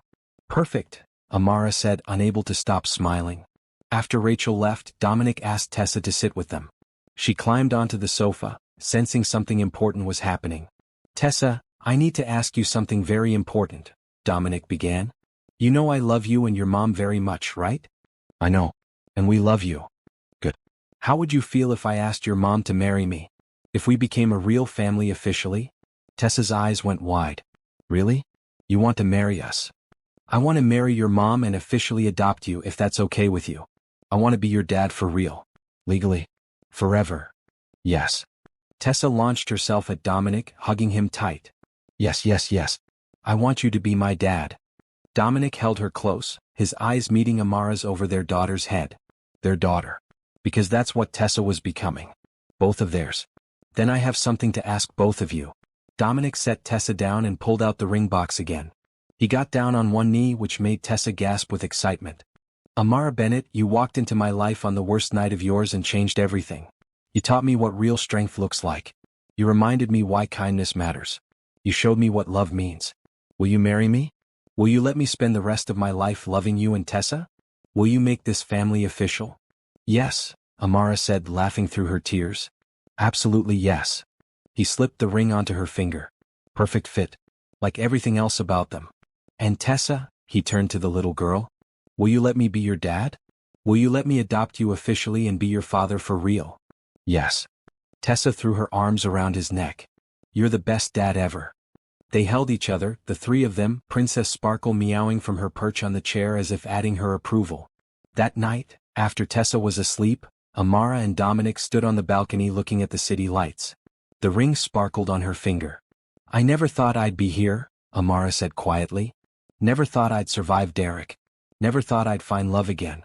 Never thought I'd be this happy. Neither did I. I thought I'd spend my life alone, building my company, helping people from a distance. I never thought I'd have this. A real family. Real love. We saved each other, Amara said, echoing his earlier words. We did. And we'll keep saving each other every day for the rest of our lives. They sealed the promise with a kiss, the city spread out below them, their future bright and full of hope. Planning a wedding while running a business empire and raising a 5-year-old was chaotic. But it was the good kind of chaos, the kind filled with joy rather than fear. They decided on a small ceremony in June. Just close friends and family. Nothing elaborate, nothing showy. Just celebrating the family they'd already become. Tessa was beside herself with excitement. Can I be the flower girl? Can Princess Sparkle come? Can I wear a big dress? Yes to all of it, Amara laughed. Dominic's mother's sister, Aunt Claire, flew in from Seattle. She was a warm woman in her 60s who'd stayed in touch with Dominic over the years. My nephew has excellent taste, she told Amara at their first meeting. You're exactly what he needed. Someone real. Someone strong. I'm the lucky one, Amara replied. You're both lucky. That's how the best relationships work. Rachel was Amara's maid of honor, of course. Dominic's best friend Julian Torres stood as best man. Sophia and the entire community outreach team were invited. Garrett and Nicole, who'd become friends rather than just security, were there. The adoption proceedings for Tessa were finalized a week before the wedding. Amara cried through the entire court hearing as the judge officially made Dominic Tessa's legal father. Do you understand what this means? The judge asked Tessa kindly. It means Dominic is my real dad now. Forever. That's exactly what it means. Outside the courthouse, Tessa insisted on being called Tessa Kane. That's my name now. Tessa Marie Kane. It's a beautiful name, Dominic said, his voice thick with emotion. At home that night, Tessa made them take pictures of her holding her new birth certificate, which now listed Dominic as her father. I want to remember today forever, she said seriously. We all will, baby, Amara promised. The week before the wedding brought one final piece of closure. Derek's sentencing was confirmed. 7 years, no parole. He'd already served 8 months, but the formal sentencing made it real. Amara attended the hearing, Dominic beside her. Derek looked smaller somehow, beaten down. When he saw them, his expression twisted with hate. You ruined my life, he spat. No, Amara said clearly, her voice strong. You ruined your own life. I just survived it. And now I'm thriving. With a man who knows how to treat me right. With a daughter who's happy and safe. With a life you can't touch. You have no power over me anymore. Derek tried to respond, but the guards were already leading him away. Outside, Amara took a deep breath of free air. It's really over now. It's really over, Dominic agreed. You never have to think about him again. I probably will sometimes. The scars don't just disappear. But they'll fade. And I have you to help them fade faster. The wedding day dawned clear and beautiful. They'd chosen a garden venue, intimate and lovely. White flowers everywhere. Soft music. Chairs set up for their small group of guests. Amara wore a simple ivory dress that flowed when she moved. Not a traditional wedding gown, but perfect for her. Her hair was down in soft waves, and she wore the sapphire necklace Dominic had given her for Valentine's Day. Tessa wore a purple dress with sparkles and carried a basket of flower petals, which she threw with enthusiastic abandon during the processional. Rachel walked Amara down the short aisle. Your mom would be so proud, she whispered. Amara's mother had passed away before Derek, but Amara knew she would have loved Dominic. Dominic stood at the altar in a perfectly tailored gray suit, his eyes locked on Amara as she walked toward him. When she reached him, he took her hands and she could see tears in his eyes. The ceremony was simple and heartfelt. They'd written their own vows.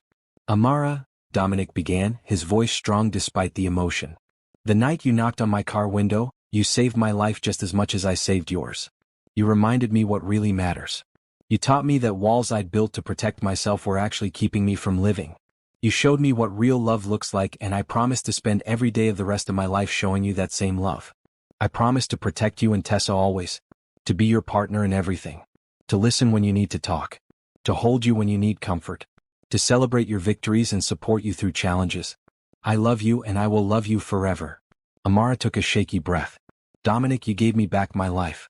You showed me that I deserved safety and respect and love. You were patient when I needed time. Strong when I needed protection. Kind when I needed gentleness. You loved my daughter like your own before adoption made it official. You never tried to fix me because you understood I wasn't broken, just healing. And you helped me heal. I promise to be your partner in all things. To support your dreams as you've supported mine. To love you through good times and hard times. To build a life with you that honors both our pasts and celebrates our future. I love you more than words can express. The officiant smiled. By the power vested in me, I now pronounce you husband and wife. You may kiss your bride. Dominic pulled Amara close and kissed her as their guests cheered. Tessa jumped up and down, clapping. They're married. Dominic is my dad and now he's married to my mom. The reception was casual and perfect. Good food, better company, lots of laughter. Tessa danced with everyone, her purple dress twirling. Princess Sparkle had not been allowed at the ceremony despite Tessa's pleading, but there was a cat-shaped cake in her honor. During his toast, Julian raised his glass. I've known Dominic for 15 years. Built businesses with him. Seen him succeed at everything he attempted. But I never saw him truly happy until Amara and Tessa came into his life. To the family you've built together, and to many years of joy ahead. Rachel's toast was more emotional. Amara is the strongest person I know. She survived things no one should have to survive. And she came out the other side still kind, still hopeful, still believing in love. Dominic, you better take care of her because you're getting someone extraordinary. I know, Dominic said simply. And I will. As the sun set, they cut the cake and took pictures and celebrated. Tessa eventually fell asleep on a chair, exhausted from excitement. Dominic carried her gently to the car without waking her. She had the best day, Amara said, watching her daughter sleep. So did I, Dominic replied. Best day of my life. They decided against a honeymoon for now. Tessa was too young to be away from them for long, and honestly they just wanted to be home together as a new family. That night, after Tessa was settled in bed, Amara and Dominic stood in their bedroom, still in their wedding clothes. We did it, Amara said. We're actually married. We're actually married, Dominic repeated, pulling her close. You're my wife. Tessa's my daughter. We're a real family. We've been a real family for a while now. This just makes it official. True. But I like having it official. They kissed and it felt different somehow. Not just as partners or as people dating or living together. As husband and wife. As forever. The next morning, Tessa burst into their room at dawn. It's our first day as a family. Can we make pancakes? So they made pancakes together, all three of them in the kitchen, Princess Sparkle weaving between their legs hoping for dropped food. It was chaotic and messy and absolutely perfect. This is what I always wanted, Tessa said seriously, syrup on her chin. A real family with a mom and dad who love each other. This is what we all wanted, Dominic said, ruffling her hair. And now we have it. Over the following weeks, they settled into their new normal. Amara kept working at the Community Outreach Division, now as assistant director. She'd also started speaking at conferences about domestic violence survival, using her story to help others. Dominic continued running his business empire, but he'd learned to delegate more to make time for family. He never missed Tessa's school events. He was home for dinner most nights. He'd found the balance he'd been missing his entire life. Tessa thrived. Her teacher reported she was one of the brightest, most engaged students. She had friends. She was happy. The trauma of her early years had faded, replaced by the security of love and stability. One evening in August, 3 months after the wedding, Amara found Dominic in his home office looking at papers. What are you working on? She asked. A new program. I want to expand the domestic violence outreach. create more safe houses, fund more counseling, help more women like you escape before it gets as bad as it did. Amara sat on his desk. That's amazing. What inspired this? You did. Your strength. Your story. I keep thinking about how many women are still trapped, still afraid, still thinking there's no way out. I want to give them a way out. We could do it together, Amara said. My experience, your resources. We could really make a difference. I was hoping you'd say that. Dominic pulled out a folder. I've been working on a proposal. The Amara Bennett Kane Foundation. Dedicated to helping domestic violence survivors rebuild their lives. Tears filled Amara's eyes. You named it after me? It's your story. Your courage. Your strength. It should be your name. Our name. Amara Bennett Kane.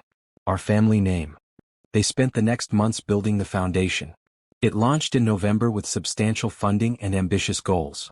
Safe houses in 3 cities. Job training programs. Legal assistance. Counseling services. Everything Amara had needed and more. The first woman they helped was named Patricia. She came to them with 2 children running from a violent husband.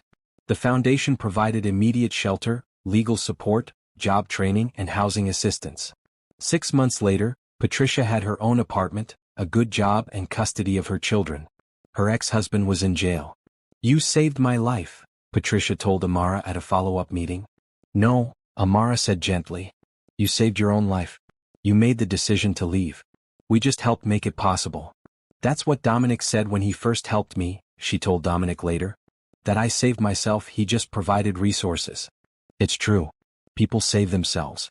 We just remove barriers. By Christmas, their first year as a married family, the foundation had helped 37 women and their children escape domestic violence. 37 families now building new lives. I'm so proud of what we've built, Amara said as they decorated the tree, Tessa directing where each ornament should go. So am I. The business, the foundation, this family. Everything. I never imagined this life was possible, Amara admitted. A year and a half ago I was running through the rain, terrified.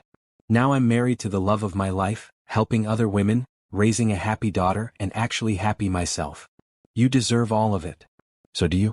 You spent so long alone, working, building, never letting anyone close. Now you have us. Now I have everything that matters. Tessa called from across the room. Dad, can you lift me up to put the star on top? Dad. The word still made Dominic's eyes misty every time. Of course, princess. He lifted her easily, steadying her as she placed the star with great concentration. Perfect, Tessa declared. Now our tree is complete. Just like our family. Out of the mouths of children came the deepest truths. That night, after Tessa was asleep, Amara and Dominic stood on their balcony. Snow was falling gently, covering the city in white. Do you ever think about that night? Amara asked. The rainy night when I knocked on your window? All the time. It changed everything. What if you hadn't been there? What if you'd driven away? What if you'd said no? I couldn't have said no. When I saw your face, saw Tessa, I saw my mother. I saw myself as a child. I saw people who needed help. There was never a question of saying no. You're a good man, Dominic Kane. You're an extraordinary woman, Amara Kane. They stood together in the falling snow, holding each other, their daughter safe and asleep inside, their love solid and real and forever. From desperation and fear had come hope and healing. From a moment of crisis had come a lifetime of love. From a simple question on a rainy night had come a family, a foundation, a future. Can I hide in your car? 5 words that changed everything. 5 words that led to forever. 2 years after that rainy night, Amara stood at the podium of a large conference center, looking out at hundreds of faces. Domestic violence advocates, counselors, survivors, supporters. All gathered for the annual summit hosted by the Amara Bennett Kane Foundation. Thank you for being here, she began, her voice strong and clear. 2 years ago, I was running through the rain, covered in blood, holding my daughter's hand, absolutely certain we were going to die. I had no plan, no resources, no hope. Just pure survival instinct. And then a stranger opened his car door.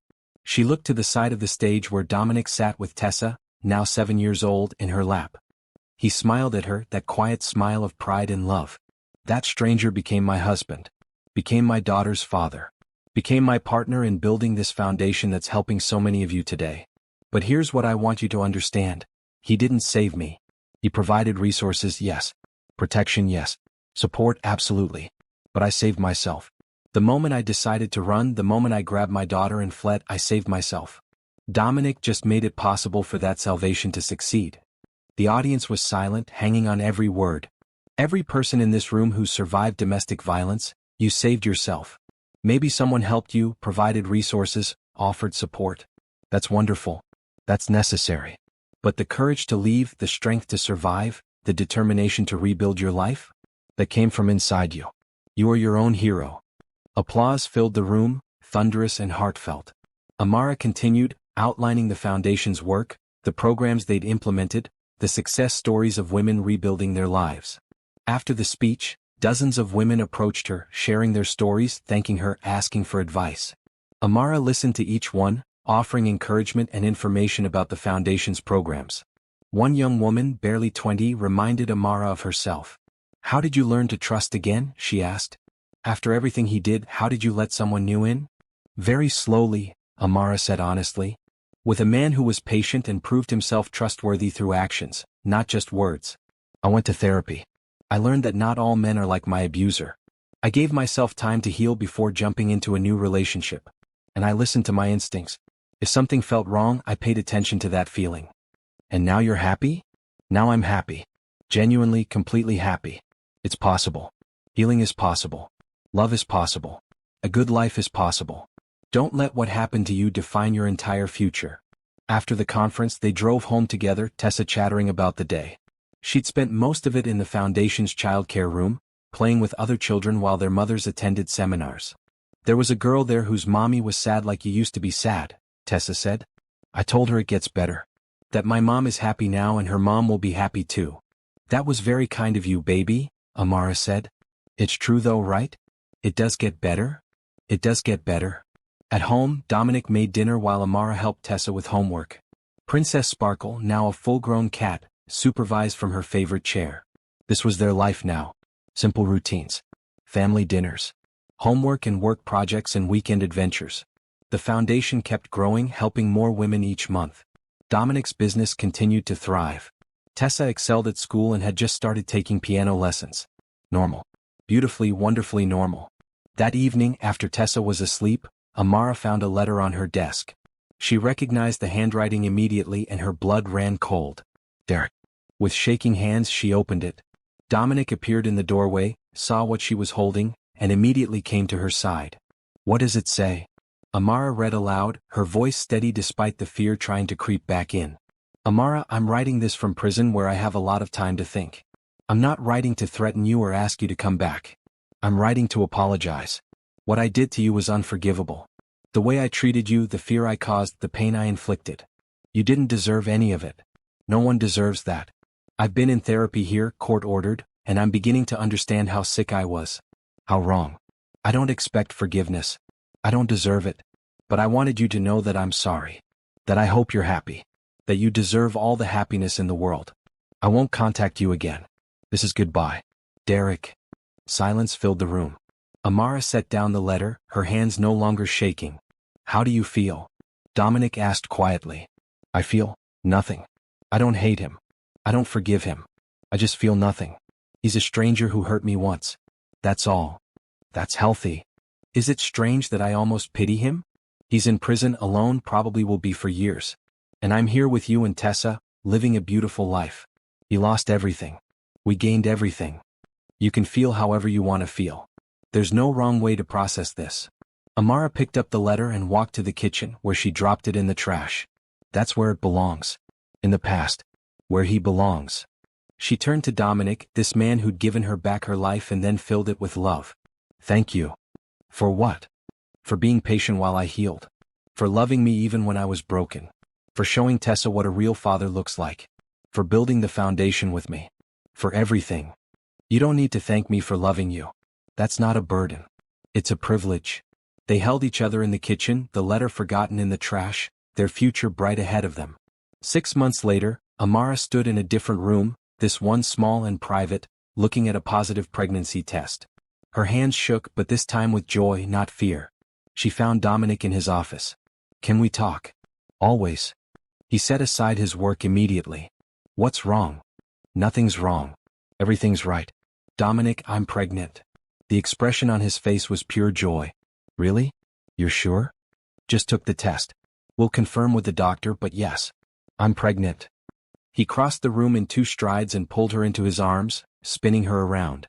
We're having a baby. We're having a baby, she repeated, laughing. Tessa was ecstatic when they told her. I'm going to be a big sister. Can it be a girl? I want a sister. We don't get to choose, Dominic explained. But whether it's a brother or sister, they'll be lucky to have you. The pregnancy was smooth and healthy. Amara continued working at the foundation through her 2nd trimester, finally stepping back in her 3rd to focus on preparing. They turned one of the guest rooms into a nursery, painting it a soft yellow that would work for any gender. Tessa helped decorate, insisting on butterflies on one wall. Because butterflies are beautiful and strong, she explained. Like Mom?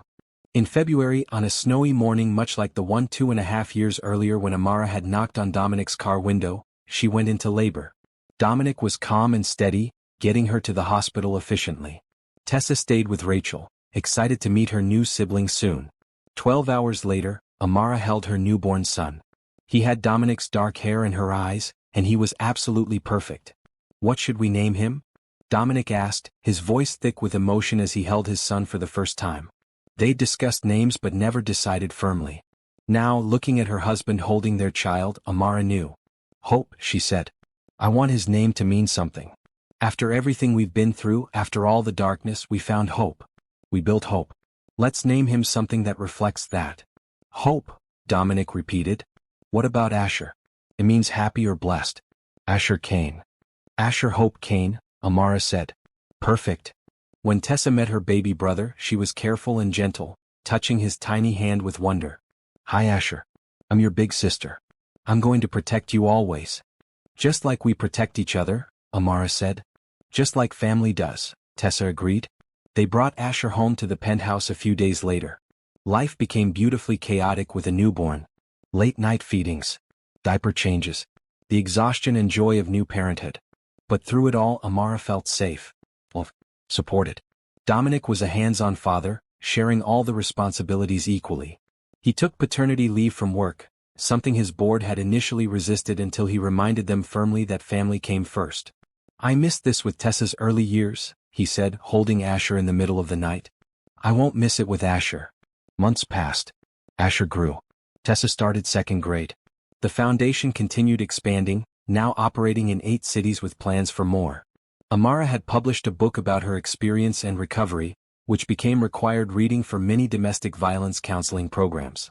One evening, when Asher was 6 months old, the whole family gathered in the living room. Tessa was reading to Asher, who watched his big sister with fascination. Princess Sparkle slept on the back of the sofa. Dominic worked on his laptop while keeping one eye on the children. Amara folded tiny baby clothes. This is it, she said suddenly. Everyone looked at her. What's it? Dominic asked. This moment. This is everything I was running toward that rainy night. I didn't know it then. I just knew I had to run, had to survive, had to protect Tessa. But this is what I was running toward. This peace. This love. This family. This life. Dominic set aside his laptop and came to sit beside her. You found it? We found it. Together. I used to have nightmares about that night. About what would have happened if you hadn't been there. If you'd driven away. If no one had helped. But I was there. And I didn't drive away. And you're safe now. Forever safe. Forever safe, Amara repeated. She looked at her family. Her husband. Her daughter. Her son. Her cat. Her home. I never thought I'd get here. From that desperate moment to this happy one. You got here because you're strong. Because you chose to survive. Because you chose to heal. Because you chose to love again. Dominic kissed her gently. You got here because you're extraordinary. Tessa looked up from her book. Mom, when I'm grown up, I want to help people like you help people. I want to work at the foundation. Then you will, Amara said. And you'll be amazing at it. Because I learned from the best, Tessa said matter-of-factly. That night, after the children were asleep, Amara stood at the balcony railing, looking at the city where her new life had begun. Dominic wrapped his arms around her from behind. What are you thinking about? He asked. About how different my life is now. How 2.5 years ago I thought I was going to die. And now I have everything I ever dreamed of and more. You deserve it all. So do you?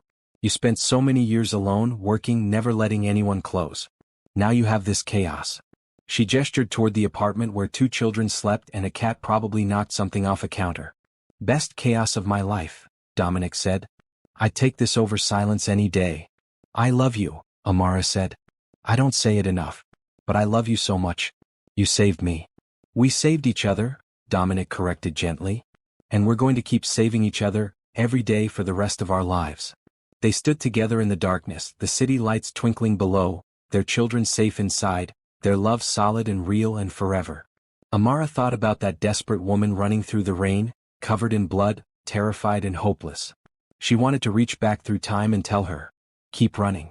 Knock on that door. Trust that stranger. Because on the other side of this nightmare is everything you've ever wanted. Safety. Love. Family. Hope. Healing. A future worth living. Everything. She looked at the ring on her finger, at the man beside her, at the life they'd built together from the ashes of her past. Thank you, she whispered to the universe, to fate, to whatever force had put Dominic's car on that street that rainy night. Thank you for this second chance. This beautiful life. This forever.